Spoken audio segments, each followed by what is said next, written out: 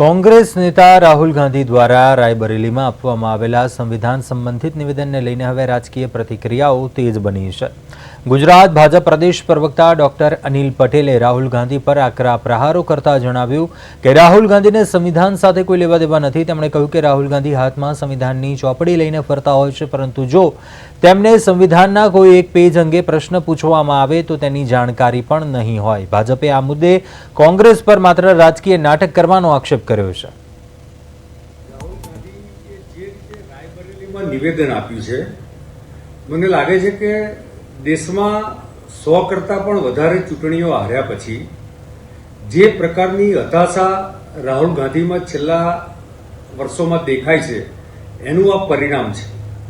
રાહુલ ગાંધીએ આદરણીય પ્રધાનમંત્રી શ્રી, જે વૈશ્વિક રીતે સૌથી વધારે લોકપ્રિય છે, અને આદરણીય ગૃહમંત્રી શ્રી કે જેમની રણનીતિ અને જેની વ્યૂહાત્મક નીતિના કારણે રાહુલ ગાંધી અને કોંગ્રેસની સાથે વિપક્ષ પછડાટ ખાય છે, એના કારણે એમણે માનસિક સંતુલન ગુમાવી દીધું છે।